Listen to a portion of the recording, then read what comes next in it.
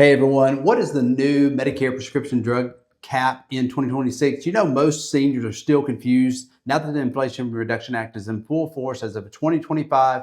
Going into 2026, there's even more confusion. And what about all the plans that are getting taken off the market? Is this caused by the Inflation Reduction Act? I'm going to be answering these questions and so much more in this video. Stick around, I'll be back in just a second. What is the major changes that have happened with prescription drug plans over the last 2 years? Or one, in 2022, the Inflation Reduction Act was passed. If you remember back, them showing Kamala Harris being the deciding vote for saying thumbs up to the Inflation Reduction Act. There's a lot of great things with the Inflation Reduction Act that has occurred since 2022, but there's a lot of catastrophic things that are happening with the Inflation Reduction Act. One being one of the reasons this year in 2026, going into the 2026 year, we used to have about 35 prescription drug plans options with over 100 plan options for Medicare beneficiaries. Now they've suppressed that down really to about 7 key carriers with about 2 plans per carrier, 14 plan options. Now, sadly, what's happened is now carriers are beginning to restrict independent agencies like us and agents to be able to see and help Medicare beneficiaries enroll into prescription drug plans. So what does that mean for you? Well, one, if you call into us and we're enrolling you into a Medicare supplement, it may be suppressed where we can't even see the drug plans to help guide you through and educate you. So one of the ways you're going to be educated is by watching YouTube videos like this, being aware of how to ask, what to ask, getting a checklist put together of things that are important to ask, and then understanding the process. And I'm going to walk you through in today's video, giving you a detail of understanding what's happened in 2025 and 2026. So one of the big things is there's been a cap on the max out of pocket that people are subject to paying out of their back pocket. So I always like to say what comes out of your back pocket really does affect you when it comes to your medications. In years past, there used to be 4 stages. There would be a deductible initial stage, which was stage 1, a donut hole or a coverage gap stage, stage 3, then stage 4 was the catastrophic. And during each of those stages, if your plan had a deductible, you had a portion you had to pay before the coverage began. Then you would go into stage 1, the initial coverage, and you'd usually have 4, 5, or 6 stages, like a tier 1, tier 2 generic, tier 3 would be like a name brand, copay, tier 4 and tier 5 are specialty and non-preferred drugs. And then sometimes plans would have this, they even do now, a select tier, tier 6, which are like, hey, we have 50 medications. If you take these, it's a 0 copay to fill these on plans. So those would be anywhere from 4 to 6 tiers. Well, that's still intact. So then the donut hole, which has been kind of the catastrophic disaster for most seniors, because once somebody was paying high costing medication and got into the donut hole, they would pay up to a certain amount, then they push them into the donut hole. Then they would begin to pay a percentage amount in the donut hole. So for when I first began in this process 17 years ago, people could pay, several thousands of dollars a year in medication costs. So they began to look at ways of reducing this cost. So one of the ways of doing that is eliminating the donut hole. So effective January 1st of 2025, they had eliminated the donut hole completely. And then in that process of coming into 2025, they had also restricted it, downsized the catastrophic, which was the 4th stage. Prior to that, you'd pay 5% of the medication cost in the catastrophic phase. So if you had a $10 medication, 5% of that's nothing. If you had a $200 medication, 5% of that was a lot less. Well, then they eliminated the catastrophic phase, compressing these phases down, they restricted the catastrophic stage in cost share and reduced it down to 0 cost share for any medications once you hit the catastrophic. And in just a second, I'm going to explain from deductible to initial to catastrophic, so you understand exactly what's happening in 2025 and then what's going to be happening in 2026 that is affecting you and is important to understand. So effective January 1st, 2025, they reduced the max out of pocket for drug plan coverage to $2,000, which was a great thing. And this year, we've seen a lot of people that were having no deductible. And then in their initial coverage, there would be a retail value associated with medication. So people that were taking generic medications, tier 1 and tier 2, usually didn't have any cost out of pocket. And the retail value for those drugs could range anywhere from $3, $4, $5 up to maybe 20 something dollars. But they had a copay of maybe 0 to $5 or $10 for tier 1 and tier 2 generic drugs. So that's a good thing. And then tier 3 drugs usually add a copay from $40 to $50. So if you had a plan that had a name brand like Jardiance, you may pay $45. And then tier 4, tier 5 drugs, you would see a specialty copay of like 50% for non-preferred drugs for tier 4 and maybe 30% for specialty drugs. So going into 2025, they reduced everything down from 4 stages down to 3. And then you would see people that had high retail cost drugs that are tier 3, tier 4, tier 5. All of a sudden, Medicare would begin to use this 25% that Medicare deems as the cost projection that would go towards the max out of pocket. They would take 25% of the retail cost and they would put that towards the max out of pocket. Well, if you're on Jardiance, you may have been on a drug that was worth $1,000 retail, and Jardiance, your copay would be $45, but the retail value times 25% would go towards the max. And we saw people in January, February, March, and then going into April, May, and June, a lot of times that were on high levels of medications, all of a sudden having zero cost because they would hit the $2,000 max in the initial phase 2, initial coverage. They would push them into the catastrophic, and everything in catastrophic phases now is at zero cost. So we saw a lot of people paying zero cost this year that was on a lot of medications, especially tier 3, tier 4, tier 5 drugs that were high cost. Now, what we saw was with formularies, they began to have some suppression. Years past, if this table at my desk here was an example of Medicare's approved list of medications, there would be thousands of medications, and Medicare would make drug plans choose at least two medications per category. So if you had an insulin, it had to have at least 2 insulins, a high blood pressure, at least two medications per category, if it's blood pressure, cholesterol, and so on. Well, what happened was some medications were put in the categories the correct way, but they had a higher cost, and that was driven by the pharmaceutical company. And what we've heard always is what drives the cost on pharmaceuticals? Research and development.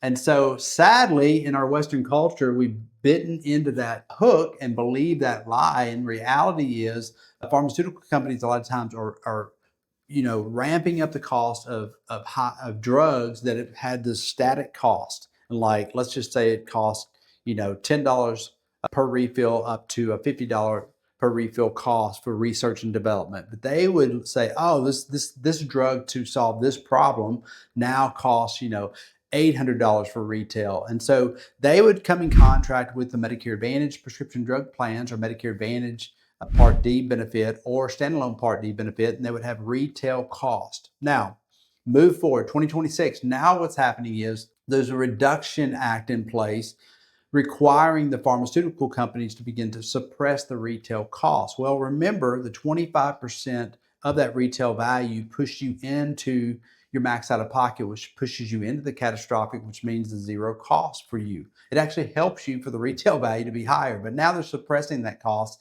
And what we're seeing is what drug plans are doing, Medicare Advantage prescription drug plans or drug plan benefits formularies or prescription drug plan formularies, they're beginning to reduce certain medications that have certain costs that helps basically shorten, narrow the list of pharmaceutical medications that are on the formularies for each of the drug plans. So how does this affect you? Well, what used to be covered under 2 drugs per category, they may have 20 drugs per category. Now we're seeing a suppression down, and maybe there's only 2 or 3 drugs per category to reduce the formulary. And then they're trying to restrict really people from being on certain medications. So by law, you have to have at least 2 medications, but it doesn't mean just because you're on the medication, the drug plan has to put it on the formulary. So what does that mean for you? Well, it means a couple of things. One, you need to be very aware going into 2026 that your formulary has changed going into 2026. Even the very best formularies on drug plan benefits have been suppressed, and you may be on a medication that is not on your formulary. And then if it's not on the formulary, there's a couple of things you can do. One, you can work with the doctor and work with the carrier to file an appeal for that, to have it an exemption, to have it put onto the formulary. It's a process in that, and typically there's about 4 stages in that. I like to say there's the doctor and carrier stage where you begin to file that, and then if they reject that, you can file it again. And for each stage that you get, it gets closer to a review board by Medicare. Well, if it falls on that desk, Medicare is going to require the health plan or the Part D coverage to put it onto the formulary, and it's typically going to be put on a 4th tier formulary for most plans. So tier 4, again, if you remember, is based on a percentage. So it's going to be usually about 50% of the retail cost. So if that retail cost of that drug, and if you, like for us, we have a dashboard, we can look at the retail cost of medications based on each plan. If it's $1,000 and there's another medication that the doctor could put you on that's $100, but the copay cost for you is only $10, it may benefit you to have a conversation with your doctor. Is it better for me to transition into a drug that's part of the formulary, that's a safer, equivalent to drug that does the same thing and has a lower cost? Or if you go through the appeals process or an exemption to have that drug put on the formulary, are you subjecting yourself to a higher retail value drug that's going to be on a tier 4 level? It's going to end up costing you more money. How do you figure this out? Well, one, you need to have somebody that knows what they're doing, looking at formularies the correct way, and being able to walk through a review process like what we do, and looking at the medication, determining the outcome, what it's going to cost you, and then what is the steps if your medication is not covered on any formulary. One of the sad things that's going on right now is we're looking at people's medicines and we're finding that they're on a medicine that's not available for any formulary. So guess what? You're either going to A, have to change that medication, or B, work with your doctor to have it put onto the formulary and again be subject to the retail value. Now, here's where it comes into play. Some carriers still have a little bit higher retail value. So based on that drug with that carrier, if the retail value is lower, 50% of the retail value is going to be better for you, and having somebody to research and look at that. And just knowing that there is so much change going on going into 2026 and then going into 2027, what always typically happens, I always say this happens in pairs being 3 to 5 years. From 2025 up until probably 2029 and 2030, we're going to see some of the most major radical changes in Medicare affecting your prescription drug coverage. If you don't have a licensed agent that knows what they're doing and specializing in being able to review stuff, you need to be able to stop, give us a call, or call your agent or agency that you work with. And if they know what they're doing, great. They can review the process, give you guidelines, give you some direction. If your drug is not on the formulary across the board, what are your options? Explaining to you how to go back to your doctor and talk to the doctor. And doing that before you change plans. Changing your plan doesn't mean it solves the problem of your medical condition with the medication that's prescribed to you that's not covered in the formulary. So again, if you don't have a licensed professional, we'd love to be able to work with you. Stick around. I'm going to cover with you in just a second some more important details when it comes to what we just talked about. So what counts towards the $2,100 max out of pocket or the cap for your drug plan coverage? Well, keep in mind the deductible, and this is another big thing that's happening in 2026. In previous years, Medicare Advantage plans almost never had prescription Part D deductibles. Now, almost every plan we're seeing in any market has some form of deductible from a base of $100 or $200 all the way up to the Medicare maximum limit for the year, and we're seeing it all over the place. So again, it's a game of cat and mouse of looking at the numbers, determining what exact plan is going to be best for you based on your doctors, medication, specialists, plan needs, especially in the Medicare Advantage world. Working with a licensed professional, looking at that specifically is very key to you. And then paying attention, just because it has a higher deductible doesn't mean it doesn't have a better formulary outcome for you, because some medications on some formularies are tier 1 or tier 2. Some and it's not subject to the deductible. And then some formularies, that same medicine could be on a tier 3 that is subject to a high deductible. So again, looking and paying attention to the formulary, the deductibles, and then what level are my medications on. Over the next few years, you need to be more and more aware of what you're taking, asking the doctor to keep you on generics, tier 1, tier 2, or not at-risk, high-cost drugs that are on tier 2 level, because those drugs will shift and transition probably to tier 3, tier 4 over the next couple of years. And being aware that if you don't have a licensed professional, you calling into a carrier and asking a carrier to educate you on this process typically means you're calling into a call center. Take any carrier for Medicare Advantage prescription drug plans. They hire their employed agents about 3 months prior to the October 1st effective date or start of AEP when marketing begins. And then October 15th to December 7th, this person has had about 3 months and 2 weeks of education in the Medicare space. They don't know very much. They're just uneducated in the process, and they're taught to be able to help people and guide people to enrolling. But if you start asking a lot of detailed questions, this person usually is speaking out of ignorance, speaking out of a lack of knowledge, and speaking out of experience of having multiple situations where they walk through this scenario. What happens if this happens? What happens if this happens? What happens if my doctor won't do this? What do I go to the health plan with? And walking along beside a licensed professional that knows what they're doing is so important this time of year, especially dealing with what's going on with the medication costs, understanding the process, understanding the changes, and there will be more changes to come. Stick around, I'm going to be back in just a second to wrap this up. So, all right, guys, this is a great time to be able to kind of take some notes and really kind of have the action steps on what to do and what to ask and what to look for. I'm going to give you these and I'm going to go back through them after I tell them, and you can write these down. They'll be in the show notes below. You can actually grab these key points. And these are things you need to consider when looking at prescription drug coverage, whether you're in a Medicare Advantage plan or a prescription drug plan. Just asking and looking at these questions. So one, list out your drugs. Always have a list of your medications, the correct spelling. If you can type those out when you call like us and you're able to communicate those medications, it helps us put those into a dashboard that we do, and it just allows for the speed of things to just be quicker and easier for you. So have those listed out, have how many milligrams and how many times per day. It's very important to keep up with your medications. So with that medication list, every year, go into your doctor and say, hey, this is the plan I'm on. This is the Medicare Advantage plan I'm still on, or I'm choosing to change. And let them review your medication based on the formulary of the plan that you're with, and make exemptions to medications that maybe have a lower cost, or tier 1 or tier 2 drugs. Why would you be on a generic drug that's on a tier 3 copay when you could be on a generic drug for a tier 2 cost that's a lot less? So letting the doctor do their job and reviewing your medications yearly, that is so important. So step 1, make a list, detail. Step 2, ask your doctor, have them review with you, let the doctor do work for you, and their staff is there to be able to serve you, should be. Step 3, what's the next best thing? Well, you need to check your tiers, pay attention.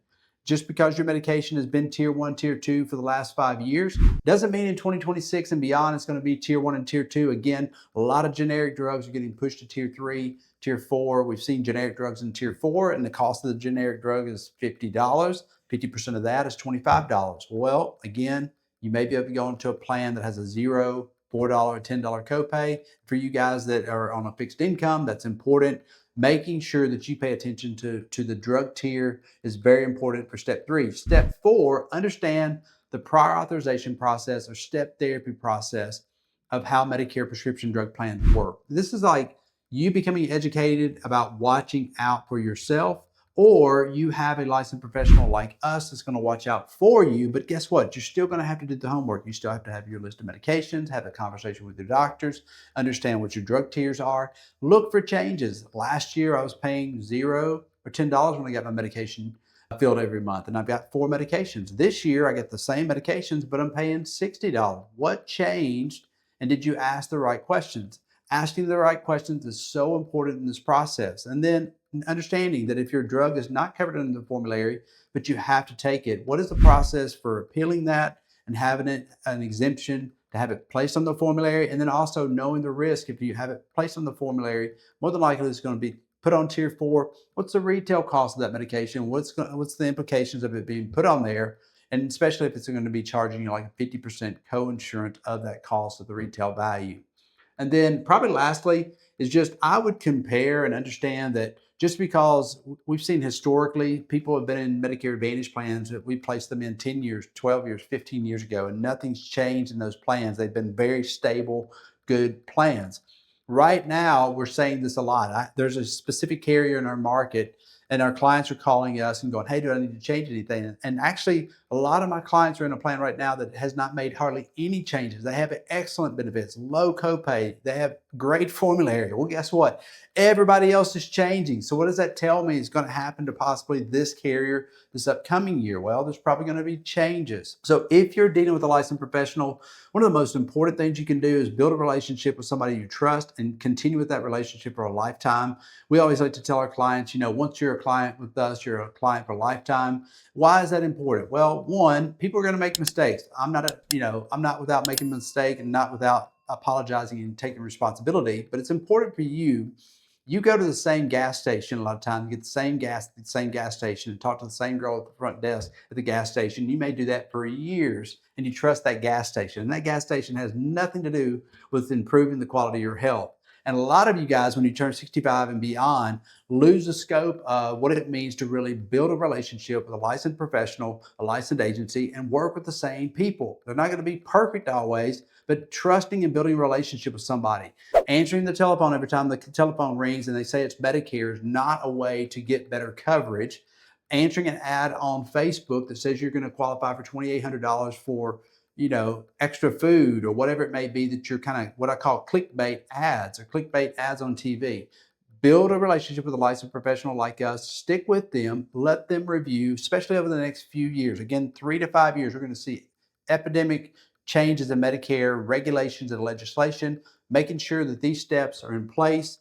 And again, if you're walking through these again, list your drugs, review them with your doctor, check your tiers, pay attention from one year to another year. What are you paying? Why am I paying more or less? Did a deductible get applied? What is happening? Is that a change that's normal? And then understanding the process. Like if you need to put a drug onto the formulary, understanding that process, or dealing with a licensed professional that can walk you through that. And then lastly, guys, get with a licensed professional like us. If you don't have an agent or an agency, we'd love to be able to help you. We're going into 2026. We're still in AEP. We're reviewing plans right now. And then in the beginning of the year, January, February, and March, you're going to have the open enrollment period that you can still make one like-to-life change. So if you're in a Medicare Advantage plan and you need to change, you can do that. And the other thing is, if you've lost credible coverage for a Medicare Advantage plan that's being terminated, you've been on, you can actually have 63 days from January to the end of February to choose a Medicare Advantage plan without any restrictions, or go to Original Medicare, pick up a Medicare supplement with guaranteed issue with a drug plan, and not be restricted if you need to be able to do that for change. Guys, we'd love to be able to help, and we'll see you on the next video. We'll see you on the other side.